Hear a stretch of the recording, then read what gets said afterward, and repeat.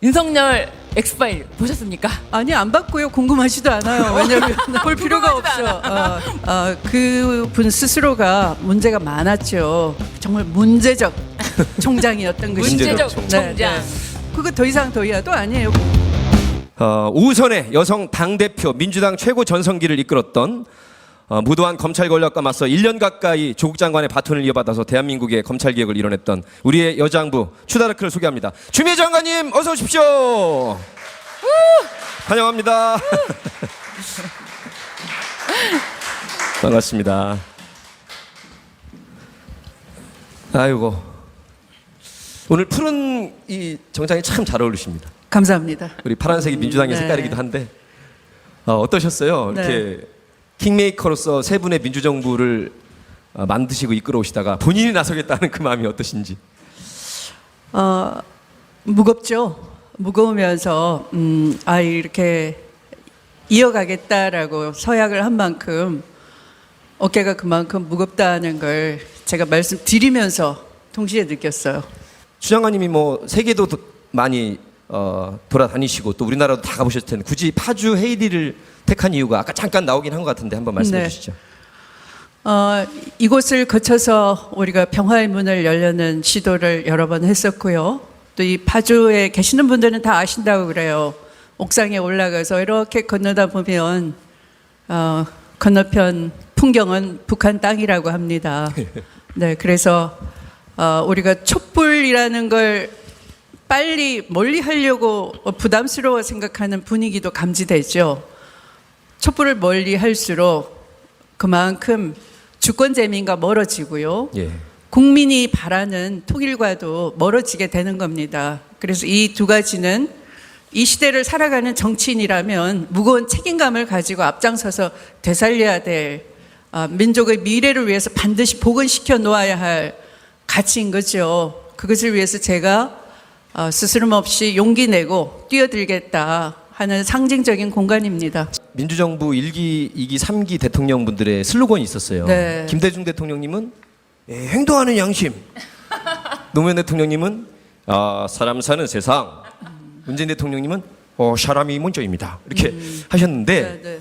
사람자를 강조하신 노무현 대통령의 사람 사는 세상과 사람이 먼저다 하신 문재인 대통령과 궤를 같이 하는 느낌인데 당연히 그렇죠. 처음에는 살짝 뭐지? 사람이 높은 세상. 사람을 높이는 나라. 근데 자꾸 아까 말씀 듣고 곰곰이 씹어보니까 약간 이제 언뜻 이해가 됩니다. 왜 이렇게 잡으셨는지요? 돈, 땅, 권력보다 사람이 높아야 되는데 지금은 오히려 검찰 권력이 사람의 인권을 짓밟고 또 그렇게 하는 이유는 땅 가진 토건업자들 보호하기 위해서 공정과 법치 정의를 무시하고 있고 또 아파트 한 평이 사람 목숨값보다 더 높아져 버린 그런 나라인 거죠. 그래서 이건 근본적으로 혁파해야 된다 이고요. 네. 이 검찰 개혁하면은 뭐 조국 전 법무부 장관님 그리고 우리 추미애 전 법무부 장관님께서 지금 가장 앞장서서 외치고 계시는데 그 윤석열 전 총장이 지금 엑스파일 때문에 안 되겠다 아무래도 안 되겠다 이런 얘기가 한간에 많이 돌고 있어요. 근데 네. 가장 가까이서 네, 네. 수사 지휘도 하셨고 그리고 또 징계 청구까지 하셨던 네. 우리 추미애 전 장관님께 묻습니다. 네. 윤석열 엑스파일 보셨습니까? 아니 안 봤고요. 궁금하지도 않아요. 왜냐하면 볼 필요가 없어. 볼 필요가 없어. 궁금하지도 볼 필요가 없다. 그게 그 마치 공작으로 일부러 만든 것처럼 얘기가 될 수가 있어서 그게 네. 아니고요. 네. 그분 스스로가 문제가 많았죠. 그런데 스스로 살아있는 권력이 청와대가 결코 아니고요. 본인 자신이 살아있는 권력이니까 그런 정보가 있더라도 감히 그 총장 밑에 있는 검사들이 함부로 발설을 하거나 수사에 착수를 할 수가 없었어요. 그러니까 그 정보를 알고도 뭉갠 거죠. 근데 법조 출입 기자단과 검찰총장 사이에는 특종 단독도 주고 뭐 주고받는 게 있으니까 그렇게 뭉갤 수 있을지 모르지만 여의도 판에 건너면 그런 게 어디 있어요. 안 된다. 네, 그래서 그것은 뭐 이미 스스로 만들었거나 또는 이 덮었거나 하는 문제가 정말 문제적 총장이었던 것이죠. 문제적 총장. 총장. 그거 더 이상 더 이하도 아니에요. 그걸 그대로 그냥 보시면 됩니다. 예. 네. 일부 언론에서 네. 추윤 갈등이라는 네 글자로 이렇게 프레임 틀을 짜서 보도를 하셨는데요. 사실은 추윤 갈등이 아니죠. 법무부 장관이 더 직제상 높다는 것은 법을 공부한 사람이라면 정확히 알고 있는데 네. 자기가 마치 부하가 아니라는 이런 궤변을 들어놓긴 네. 했는데 제가 보기에는 윤의 반란이었고요. 추 장관님의 X파일을 보실 필요가 없다 그러는데 노정열 개인의 생각으로는 윤석열은 그냥 X파일이 아니라 X입니다. 저의 생각입니다. 자, 그런데 윤석열 검찰총장에 대해서는 사실은 제가 수사 지휘도 2차례 했고요. 언론만 제대로 전달을 했었더라면 하는 아쉬움이 있어요. 왜냐하면 1차 수사 지휘는 민주적 통제를 참 잘했다라는 평가가 대세였어요. 두 번째 10월에 수사 지휘했을 때는 라임 사건이 터졌을 때고 김봉현 씨 자술서가 나왔을 때고요. 그때 라임 사건 수사 지휘뿐만 아니라 대여섯 가지를 합쳐서 그때 그 측근 본인 자신 또 장모 비리가 다 있었어요. 그걸 수사 지휘했었어요. 예. 근데 그때 여론조사 하니까 수사 지휘 잘했다는 여론이 한 5% 정도 높았어요. 20대에서는 압도적으로 높았고요. 그 당시까지만 해도 네, 그러니까 여러분들이 20대 잘 안 믿는다 그랬는데 20대가 제일 현명했어요.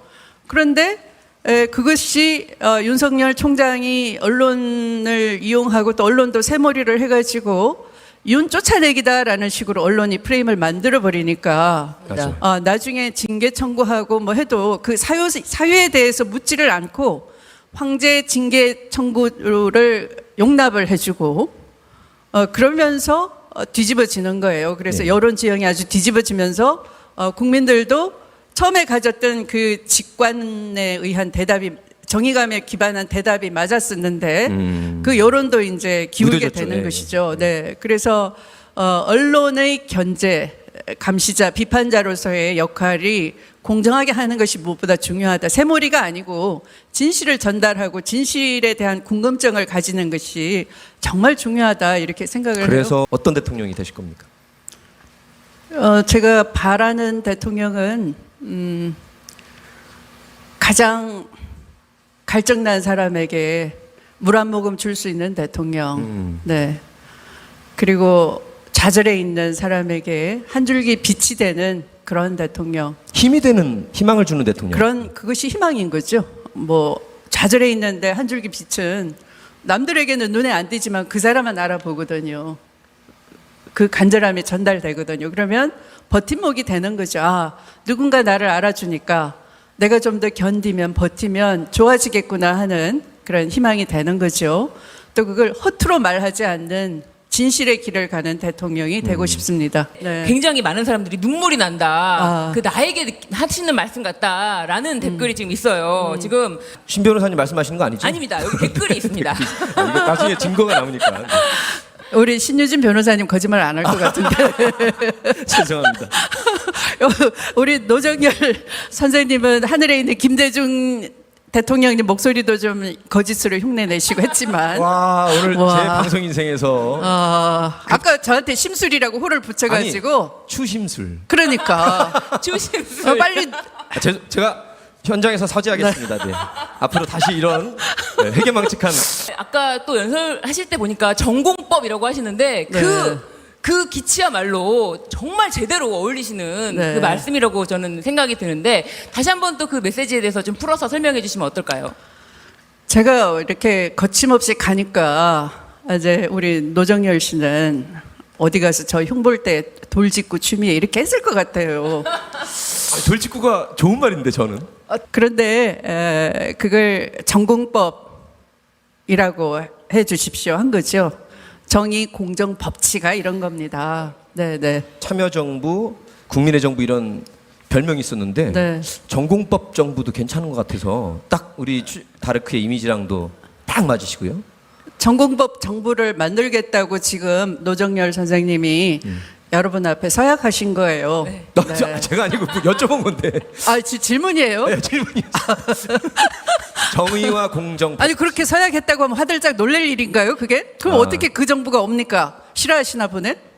제가 오늘 완전히 노정열 오늘 완전 죽는 날이네요. 네. 아무튼 제가 잘못했습니다. 자, 우리 다시 촛불을 들 수 있는 국민들에게 네, 네. 희망의 메시지를 한 말씀 주시자면 어떨까요? 네. 개혁이 단번에 이루어지면 참 좋았겠죠. 그만큼 켜켜이 쌓여져 있었기 때문에 쉽지 않은 겁니다. 그래서 쉽게 포기하기가 쉽습니다. 어느 나라나 그런 역사가 있었고요. 그런 지치고 힘든 지점에서 누군가 용기 있게 나서고 또 여러 고비를 넘어서 앞서 나간 나라들은 선진국으로 국민 모두가 행복한 나라를 만들어냈고요. 그렇지 못한 나라들이 대부분이죠. 우리 얼마든지 해낼 수가 있습니다. 우린 그런 지혜와 용기를 갖춘 국민이 있습니다. 제가 국민을 믿고 촛불 시민을 믿고 아무것도 아닌 제가 나섰습니다. 바로 여러분을 믿고 사랑하기 때문입니다. 여러분을 존경하기 때문입니다. 여러분의 눈물이 아직도 제 가슴 속에 흐르고 있기 때문입니다. 그 젖지 않은 눈물을 가슴에 담고 그냥 산다는 것은 의미가 없습니다. 제가 다시 일어섰습니다. 여러분이 계시기 때문입니다. 저와 함께 해주실 거죠? 네, 고맙습니다. 감사합니다. 오늘의 마지막 질문, 추 장관님 네. 자신 있습니까? 자신 있습니까를 지금 와서 물어보면 안 되고요. 자신 없으면 이 무대에 여러분 초청하지 않았고요. 네. 이상으로 추미애 전 장관님의 20대 대통령 선거 출정 선언식을 마치겠습니다. 함께해 주신 여러분 고맙습니다. 사람이 높은 세상 추미애. 사람이 사람은